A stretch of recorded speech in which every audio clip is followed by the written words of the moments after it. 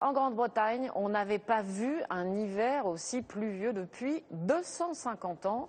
Des régions entières ont les pieds dans l'eau depuis plusieurs semaines et ça ne va pas s'arranger puisque la même dépression est attendue dans les heures qui viennent. Les flots de la Tamise gonflent dangereusement et pour le moment, la situation est loin de s'améliorer. Le point avec notre correspondant Loïc Delamornay. Sur des kilomètres d'affilée, on pourrait croire que c'est une mer.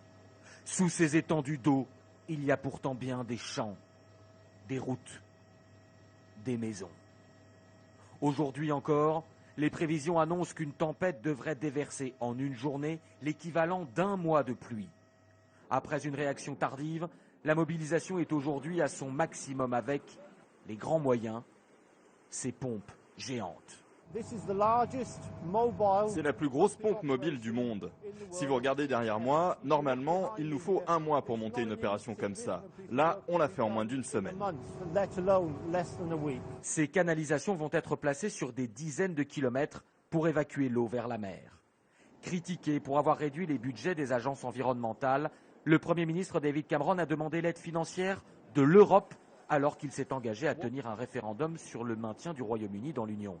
Les experts ont estimé que les inondations coûteront 17 milliards d'euros de dégâts. Nous faisons tout ce que nous pouvons. Nous nous battons sur tous les fronts. Des militaires sont là, des sacs de sable sont disposés partout. Lassés de ces inondations à répétition, les Britanniques savent que le retour à la normale prendra beaucoup de temps. À l'image de cette famille inondée en décembre dernier, 2 mois après, la maison est toujours inhabitable. En fait, quand l'eau finit par se retirer, ce n'est que le début. Maintenant, il faut qu'on croise les doigts. C'est notre maison, là où on a choisi de vivre. Je ne veux même pas imaginer ce qu'il se passera si on subit une nouvelle inondation.